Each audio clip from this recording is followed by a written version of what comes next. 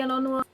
Aí as nossas palavras, corrigindo aí os exercícios 36. E aí depois, então vamos aí abrir os exercícios aí para começar a correção. Processo de formação de palavras, tá? Que foi exercício que eu passei na aula passada. Número 1. Observe esta capa de livro. Vocês já observaram aí, que é do Augusto de Campos. Número 1, ela pertence a um livro de poemas. Apenas ao ver a capa, seria possível saber que se trata de um livro de poemas? Por quê? Olha, no caso aí sim, né? Pela presença da palavra o quê? Verso, né? No título aqui, verso, reverso, controverso. E é uma letra, né? Ou seja, tem uma melodia aí, né? Uma rima formando aí esse poema. Número 2, a palavra se repete. A palavra que aí é a palavra verso. E o que radica a palavra que não muda, né? Ela tá lá, é a raiz da palavra. 3. Apesar de as palavras terem o mesmo radical, elas apresentam significados diferentes, o que conferiu sentidos distintos a essas palavras. Olha só, nós temos aí o prefixo ré, né, em reverso, e o contro em controverso. Então muda-se, né? Cada um aqui, verso, reverso e controverso, são 3 palavras que se originam do radical verse, porém cada uma tem um significado diferente da outra. Quarto exercício. Relacione os prefixos re e contra aos sentidos expressos por eles. Então, o re é um movimento para trás e o contra é algo, né, com posição oposta ou oposta, gente, oposta ou contrária, né, contraditório. 5. De acordo com o dicionário, reverso significa movimento para trás. E controverso é algo que provoca polêmica. Nossa, falou de um assunto controverso hoje, né? Aqueles assuntos assim polêmicos, né? Aqueles assuntos que não pode falar ou pode falar, mas né, tem todo um rigor. No entanto, na capa, essas palavras expressam outros sentidos. Considerando o gênero dos textos presentes na obra, quais são os significados de reverso e controverso? Então, o reverso, né, nós estamos falando aí de poema, né, de linguagem poética. Então, o reverso é um verso que volta ao passado. E o controverso é um verso totalmente contrário do verso. Então, nós temos aí o prefixo contro, que é uma variação de contra, né, e ocorre em vocabulários latinos, né, controversa, controverso, tá? É o que formula aí essa resposta, tá? Vamos seguir aí. Nós temos aí, né, um pouquinho falando sobre aí a derivação. Tudo isso daqui, meninos, nós já vimos no último vídeo e também na live, né? Nós fizemos aí alguns mapas mentais e nós discutimos bastante isso daqui, tá? Descendo aqui, composição, que nós já vimos, e aí aqui nós temos aí, né, outros processos de formação de palavras. Então, ele tá pedindo para você o quê? Para você observar a tirinha, né? Essa tirinha que se segue aí no livro. Então, olha só, na minha cabeça eu ia falar assim, quem pode estar lendo a tirinha? Tô doida, né? Tô achando que a gente tá tô achando que nós estamos lá em sala de aula presencial ou durante as lives. Que é isso? Chama-se ER. Por quê? Prove. Vamos aí, né? Entender essa tirinha. Deixa eu... Aqui. Ed sortudo ofereceu um prato de comida ao amigo Agar. Qual foi a reação de Agar? Agar não identificou qual era o prato da comida. Por isso que ele perguntou o amigo, né, ao amigo, né, qual que era o nome desse alimento, né, que estava sendo oferecido aí para ele, né? Ele não ia comer sem saber, né, já que ele não identificou. Depois aí nós temos letra B. Na letra B fala o seguinte: Ed sortudo referiu-se à comida como herb. e pediu a Agar que provasse para descobrir o porquê dessa denominação. Qual é o som correspondente a essa expressão? Assinale a alternativa correta. Então é de repulsa, né?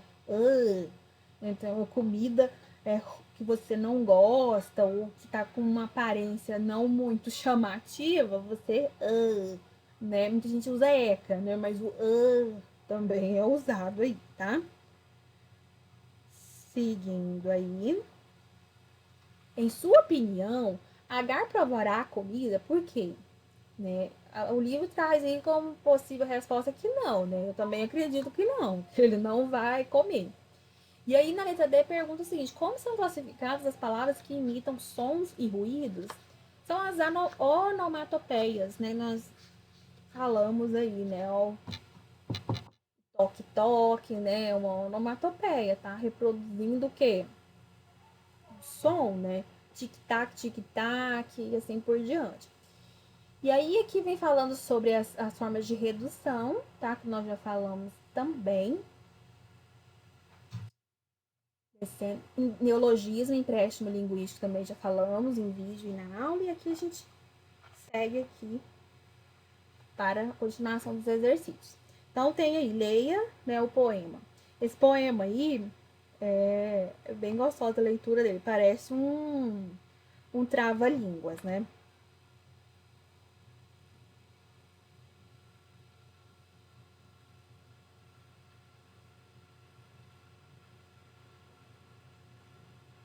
Então, olha só. Nós temos aí uma palavreteira.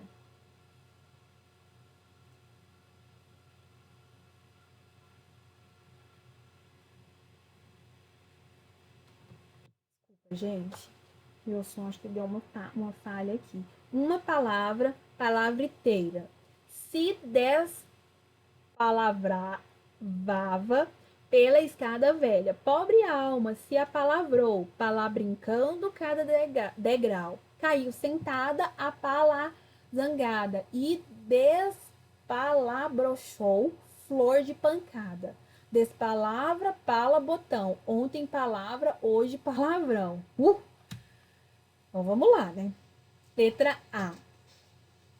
O que as palavras em destaque apresentam em comum? O radical palavra, né? B.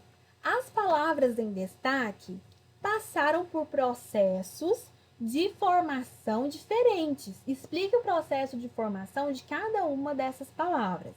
Então, olha só.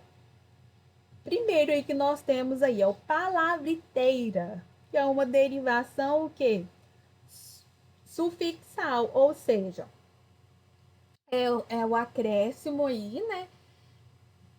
Ao radical, mas no final da palavra. Despalavrada é uma derivação parassintética. O que é derivação parassintética? É aquela que se você que é formada por prefixo e sufixo, mas que se você tirar aí uma das ou você tira o prefixo ou o sufixo, o que sobra da palavra não tem sentido, diferente da derivação prefixal e sufixal, tá?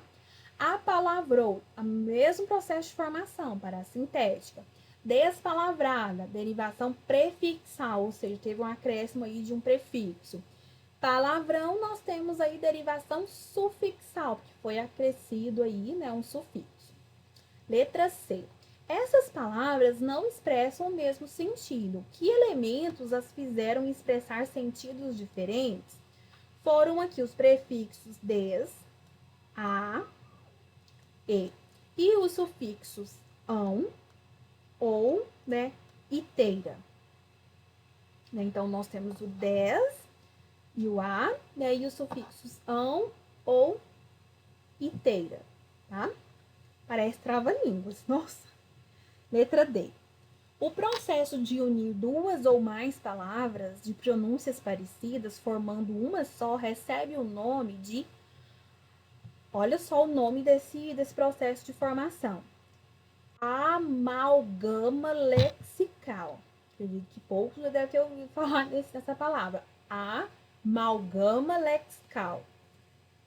Esse recurso é muito usado em textos literários, humorísticos e anúncios publicitários, conferindo-lhes criatividade e expressividade. Identifique os amalgamas do poema. Então, nós temos aí o palabrincando, o palazangada, o despalabrochou, né, e palabotão. E escreva as palavras empregadas na formação dos amálgamas. Os amálgamas. Nossa, gente, que palavra difícil. Nós temos aí o palabrincando, que é a palavra mais brincando, o palazangada, que é a palavra mais zangada, o despalabrochou, que é o despalavrar, e o des mais o desabrochou, e o palabotão, que é a palavra mais botão, tá? Seguindo aí, né, nós temos aí mais um poema, né? Leia este poema. O olhar da cobra dispara, paralisa o pássaro. Meu despertar, meu amor desesperado, meu mal olhado. Meu olhar cai de mim, laser luar. Meu olhar leitor, despertar do meu olhar, despertador, do Paulo Leminski. Isso aqui é uma característica muito forte, esses formatos de poemas desse autor aqui, do Paulo Leminski. Vocês vão ver poemas dele aí ao longo da vida escolar de vocês, tá? Letra A. No poema, o eu lírico compara o jeito dele com o de um animal. Como é o modo do eu lírico e do animal, comprove com versos do texto. Primeiro, aí nós temos a questão do olhar. O olhar do animal é imobilizador, envolvente, ele chama atenção. Né? O olhar paralisador, número 91. Já o olhar do eu lírico, não do Paulo Leminski, que é o autor. O eu lírico é o sentimento, tá? É o personagem aí que o autor incorpora para escrever. Esse olhar do eu lírico é cruel. E aí ele fala, meu mal olhado, atento, né? Meu olhar despertador. E decifrador, né? Meu olhar leitor. Existe uma diferença aí, né? De envolvente para cruel. B. Relacione as palavras do poema que apresentam o mesmo radical. Então, nós temos o paralisa, né? Que vem de paralisador, e o despertar, que vem, né? Que aí formou-se aí o despertador. C. Escreva os radicais dessas palavras. Então, nós temos aí paralisa e paralisador. Nós temos o radical aí com o paralisa. E o despertar, despertador, nós temos o radical desperte, tá? C. As palavras despertador e paralisador passaram pelo mesmo processo de formação de palavras. Qual é esse processo? Explique. É o processo de derivação, o quê? Sufixal, né? Porque os radicais paralisar e desperte, paralise e desperte, foram acrescentados os sufixos, ou seja, é o final aí do radical, uma desinência que aparece aí no final do radical. Letra E. Leia essas frases e identifique a que classes gramaticais das palavras em destaque são as mesmas do poema. 1. Quem olhar com cuidado uma flor verá a beleza que dela emana. 2. Para despertar Carolina, toma um banho pela manhã. 3. Na casa de André, o despertador toca todas as manhãs. Então, olha só. Nesse caso aí, não, né? Porque nas frases, olhar e despertar são o quê? Verbos. E despertador aqui é um substantivo. Já lá no poema, olhar e despertar são substantivos e despertador um adjetivo, tá? E aí é análise de classe de palavras, tá? F. Ao empregar os termos olhar, despertar e despertador, o eu lírico fez o uso de qual processo de formação das palavras? Explique. Foi a derivação imprópria. Por quê? Porque mudou aí a classe de palavras. Então, todas as vezes que mudar a classe de palavras, né, no caso aí, né, passou a ser verbo, ou passou a ser um substantivo, ou vice-versa, né, é chamado de derivação imprópria. Agora que nós temos um anúncio, né, que é do Cookies Jasmine, saúde e sabor em tempo integral. Jasmine, cookies integrais, castanha do Pará, e esse aqui não dá pra saber, de maçã, deve ser de maçã, né? Aí aqui tem falando, né? E aí aqui vem na letra A. Com que objetivo o anúncio foi produzido? Foi o quê? Para as pessoas consumirem aí esses produtos que foram anunciados aí, né? Que no caso aí são os cookies, né? Integrais. 2. No título e no texto, identifique uma palavra que tenha sido incorporada de outro idioma. E como é classificada essa palavra? Qual é o idioma de origem dela? Então, no caso aí, é a palavra cookies, tá? Cookies é um estrangeirismo. Por quê? Porque é uma palavra que vem do inglês, da língua inglesa, e que foi incorporada aqui na nossa língua portuguesa, né? Que é aquele biscoito, né? Não é nem bolinho, né? Muffin, que é bolinho. Aquele biscoito mais rígido.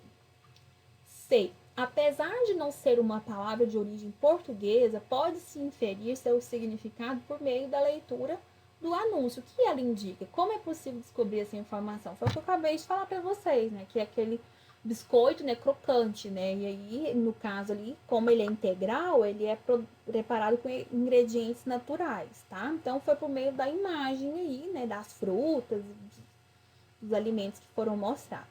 D. No anúncio publicitário, indique e explique o significado de dois estrangeirismos presentes. Então, nós temos diet, que indica um alimento preparado sem açúcar, e o light, que é a redução de gordura dos alimentos. Então, quando vocês verem aí diet, light, diet significa que tem redução de açúcar, não tem adição de açúcar, né? Não tem nada de açúcar. E o light, né, teve aí a redução, né, da gordura. Ah, vou comprar um biscoito light. Não, vou comprar um refrigerante diet. Significa que ele não tem açúcar. Ah, me dê uma Coca Diet. De propaganda. 1. Identifique e escreva o tipo de composição das palavras dessa casa a seguir. Então, olha só. O doce preferido de Davi é pé de moleque. Então, é composição por justa posição. Por quê? Porque juntou aí pé e... Não, o substantivo pé, a preposição de e o substantivo moleque e formou uma outra palavra, que é um doce, né? E não teve mudança na ortografia nem na pronúncia, então é justa posição. Já no exemplo de baixo, Marina passou em um concurso no Planalto Central, nós temos por aglutinação, composição por aglutinação. Por quê? Porque juntou plano mais alto, então teve alteração gráfica e fonética, ou seja, na escrita e na pronúncia, na fala. C. Quando criança, a mãe sempre dizia a Felipe que tomasse cuidado com instrumentos pontiagudos. De novo, é um processo aí, né, de composição por aglutinação. Por quê? Porque juntou-se o ponta mais o agudo, e virou pontiagudo ou pontiagudos. Então, teve mudança na grafia e na fonética. D. O mais difícil momento de escrever um texto é dar o pontapé inicial. De novo, nós temos aí um processo de composição por aglutinação, porque juntou ponta mais pé e virou pontapé, tá? Seguindo aí, finalizando. E mal me quer é uma flor preferida de Rita. É justa posição. Mal me quer. E na letra F, o amor de Rodrigo por Fernanda não era o de outrora. É por aglutinação. Juntou outra mais hora. Vamos voltar aqui nesse aqui, ó, nessa letra D, né? Que nós temos aqui falando que é por aglutinação. E tá errado. Eu tava corrigindo aqui, eu vi que corrigi e vi que tá errado. Não é por aglutinação. Pontapé, né? Não é por justa posição. Vou até... Peraí, deixa eu pegar aqui o texto. Por que que é por justa posição? Justa posição. Porque juntou duas palavras e não teve alteração fonética e nem na escrita. Então, isso aqui, vocês eliminam isso daqui, gente. Não é aglutinação. É justa posição, tá? Por quê? Porque juntou pontapé, não formou-se uma nova palavra, mas não teve perda na escrita, na grafia e nem na pronúncia, na fala, tá? Vou voltar aqui. F, o amor de Rodrigo, né, que eu falei, por Fernanda já não era de outrora, né? Aí sim é por aglutinação. Porque nós temos aqui outra mais hora. E aqui, olha aqui, aglutinação. E aqui de cima, justa posição. Mal mais me quer. A mesma situação aqui do que eu acabei de corrigir aqui do pontapé. Tá? Então, vocês corrijam aí corrigir aqui no livro, vocês corrijam corretamente aí no livro de vocês, tá? Aí agora eu vou falar aqui para vocês sobre concordância nominal, atividade de conteúdo, né? Então você vai fazer uma pesquisa aí, concordância nominal, e vai citar exemplos por pesquisa, para que vocês conheçam aí o conteúdo, assim como os processos aí, né? For de pesquisa, né? Vi falar sobre o conteúdo, alguma noção de casa para essa semana. Então, para vocês, depois é só me procurar. Beijo, tchau, tchau.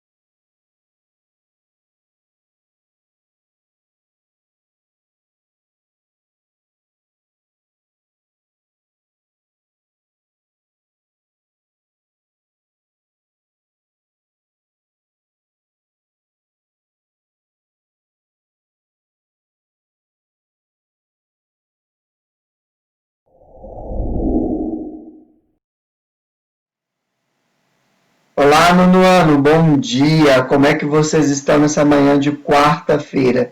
Eu espero que estejam bem, que tenham passado aí uma ótima semana. Já estamos no meio da semana, né? E nós estamos aqui mais uma vez para dar continuidade, então, ao nosso conteúdo.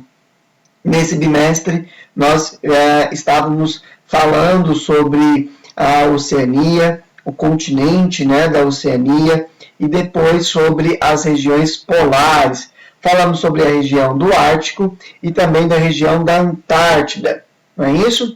E aí, pessoal, hoje eu queria fazer uma revisãozinha bem rapidinha sobre as regiões polares. Para isso, eu vou usar a atividade da página 62, a atividade do Para Quem Quer Mais. Eu vou fazer a atividade aqui junto com vocês, e aí conforme nós vamos fazendo essa atividade, eu vou comentando ainda sobre os nossos conteúdos, né, das regiões polares. Qualquer dúvida, vocês podem entrar em contato comigo. Sexta-feira nós temos ainda a nossa live, tá bom? Eu vou projetar aqui para vocês, então, o livro, tá bom? Vamos lá, eu vou tirar aqui minha tela.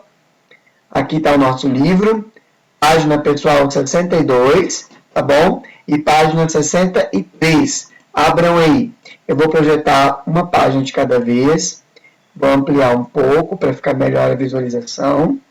Então, essa é a página 22. Acho que ampliei demais. Isso.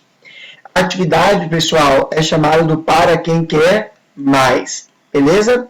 Bom, pessoal, vamos lá. Leia o seguinte texto sobre alguns desbravadores da Antártida. A corrida para o Polo Sul. Os britânicos queriam ser os primeiros no Polo Sul. Para isso, enviaram uma expedição comandada por Robert Scott, um jovem tenente da Marinha Real. Em 1902, Scott tentou chegar de trenó ao Polo. A primeira etapa foi atravessar a banquisa de Ross, então conhecida como Grande Barreira de Gelo. Depois, teve de atravessar uma cordilheira para chegar ao Planalto Polar. Ninguém sabia o que poderia existir além dessa região. Scott, segundo Ernest Shackleton e Edward Wilson, foi de trenó até 82 graus 16 segundos sul. A comida escasseou e Shackleton sofreu tanto com o escorbuto que Scott temeu por sua vida. Assim, acabaram voltando. Shackleton retornou em 1908, usando trenós puxados por pôneis. Levou só 29 dias para ultrapassar a marca anterior. Uma semana depois, escalando uma montanha, viu lá embaixo a maior geleira já encontrada. Ela se estendia do Planalto Polar até a Grande Barreira e era o caminho para o Polo. Pessoal, nessa questão, ele pergunta quais os elementos naturais aí da Antártida que são citados aí no texto, né? Pessoal, ele cita a banquisa, ele cita cordilheira, não é? O que mais? Ele cita um planalto, ele cita montanha e ainda uma geleira. Então, são vários os elementos naturais que são citados aí no texto. Atualmente, qual tipo de ocupação, pessoal, existe na Antártida? Nós sabemos. Não existe ocupação humana na Antártida, com exceção dos cientistas, né, e pesquisadores que estudam a fauna, flora, né, os oceanos nessa região.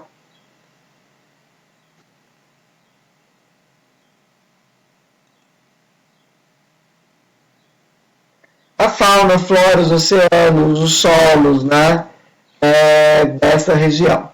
Bom, pessoal, qual que foi o objetivo do Tratado da Antártida? Vocês lembram? Qual que é o objetivo? Era restringir, né, o uso do continente, né, restringir não, vamos mudar essa palavra, para proibir, né, proibir o uso do continente para fins militares, de exploração econômica ou de povoamento. Então, o continente da Antártida não podia ser usado, né, nem para ações militares, nem para explorações econômicas ou de povoamento. Beleza? Bom, pessoal, só até aqui, só a letra C. Tá? Eu queria fazer aqui junto com vocês. Na verdade, nós já até fizemos esse exercício, né? Lá dentro da unidade mesmo. Aqui ele só se repete. Mas é importante a gente lembrar desses conceitos aí. Pessoal, qualquer coisa, pausa o vídeo aí para você completar essa atividade da página 62. Beleza?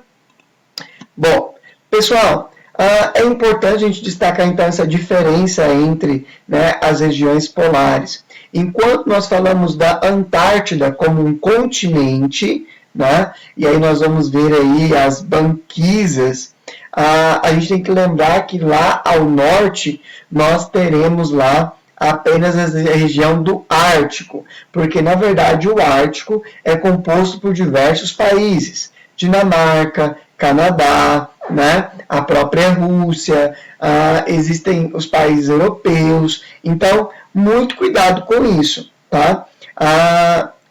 O Ártico ele é formado por um conjunto de países, enquanto a Antártida ela é sozinha um continente, e é um continente, pessoal, que não tem divisões regionais, então é um continente que não é dividido em países, não é dividido em cidades, não é dividido em regiões, beleza? Então, muito cuidado com essa diferença aí entre o Ártico e a Antártida. Pessoal, qualquer dúvida, vocês podem entrar em contato comigo. Eu não vou deixar a atividade de casa para vocês, é sem atividade, tá bom? E nós nos veremos na sexta-feira. E eu espero todo mundo lá, porque sexta-feira será a nossa última live. Eu vou fazer uma revisão aí sobre a Oceania e sobre os polos. A última live antes da nossa avaliação diagnose, a nossa primeira avaliação diagnose, que já será no dia 9, beleza? Então, pessoal, ó, encontro marcado com vocês sexta-feira às 9h10, tá bom? Pessoal, fiquem com Deus. Até aí, sexta-feira, então. Falou. Tchau, tchau, pessoal.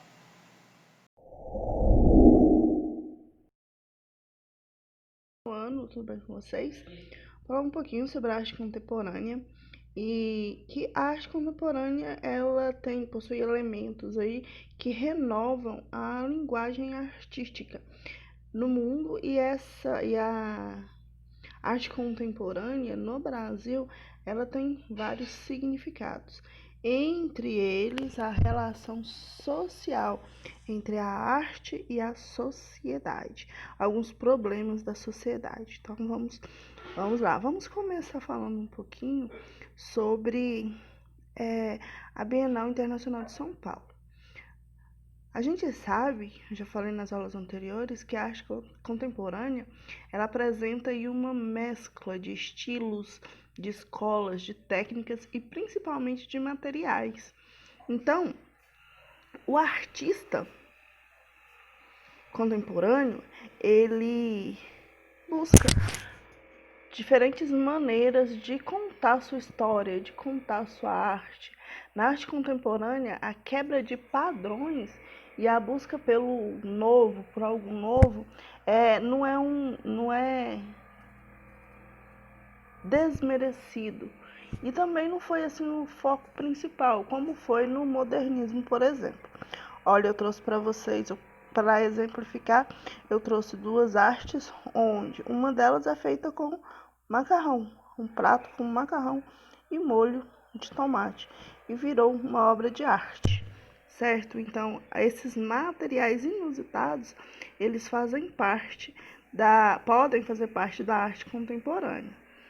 Então, alguns fatores, eles foram determinantes para a instalação da arte contemporânea no Brasil, como os avanços tecnológicos, por exemplo, que proporcionaram novas experimentações de suporte, a transmissão de dados, que proporcionava uma conexão com outras partes do mundo em tempo praticamente real.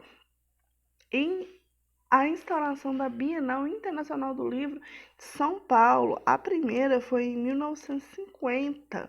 Então, se vocês juntamente pensando aí na nossa disciplina de história, em 1950, alguns países da África ainda não eram independentes.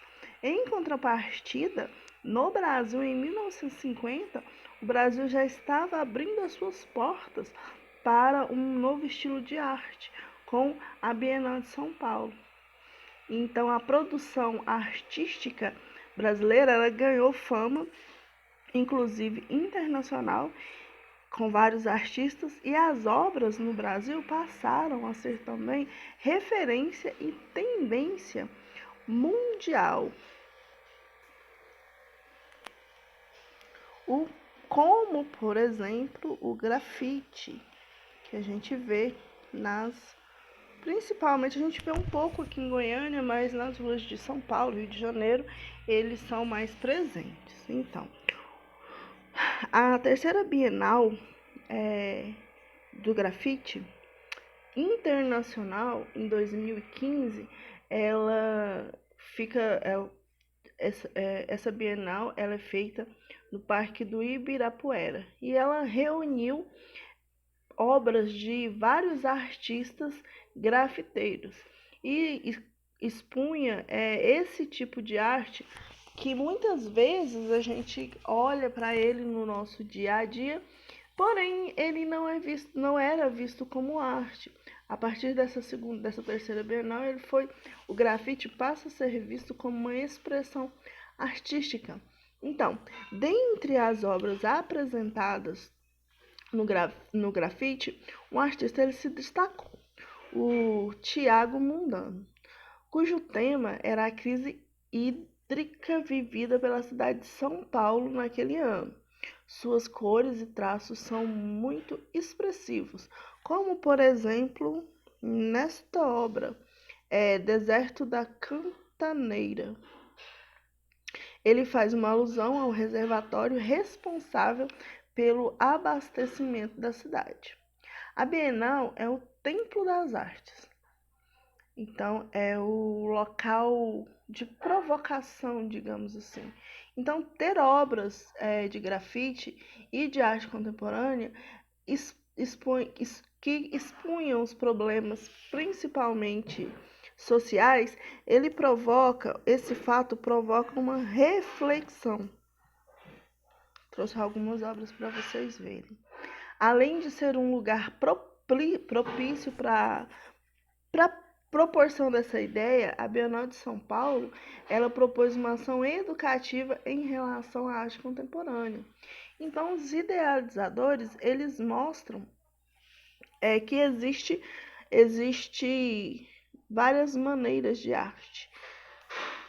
E a arte, ela pode ser expressada com vários tipos de materiais, e a arte também, ela tem um enfoque no seu local de fala. Ela não é para agradar apenas as pessoas, mas principalmente que ela venha a agradar o seu autor, o seu artista. Sendo assim, qualquer local pode ser um local de apreciação da arte. Olha, essa, por exemplo, o muro já estava danificado. O artista aproveitou algo que já existia para expor a sua obra. Então, uma outra inovação da Bienal que foi implementada em 2015 é que o projeto alguns projetos de exposição itinerante, que pela primeira vez levou para várias partes, principalmente do estado de São Paulo, várias obras que foram selecionadas e foram expostas em vários locais. Depois, teve uma outra edição da Bienal de São Paulo, onde algumas dessas obras foram expostas em Portugal. Então, atividades. Pensando aí nessas obras do grafite e as obras da arte contemporânea. Lá na página 68, vocês vão responder a 2 perguntinhas. Essas 2 perguntas, elas são de opinião. Então, é o que vocês pensam. Vocês vão ler essas 2 perguntas aí e vão responder de acordo com o que vocês pensam. A reflexão de vocês. Essa já é a nossa terceira atividade. Depois que vocês fizerem, vocês vão postar lá no tópico Arte terceiro bimestre. Renovação da linguagem. Já temos 2 atividades anteriores, essa já é a terceira. Já estamos caminhando aí para o final desse nosso bimestre. Então, não esqueçam de postar. Eu coloquei uma data de postagem para essa atividade. As 2 atividades de baixo, a arte contemporânea no Brasil e o espaço da arte, já estão fechadas. Você pode ainda mandar? Pode, porém elas vão valer metade da nota. Então, não deixem de publicar dentro do prazo as próximas atividades, tá ok? Para que essa nota não seja prejudicada.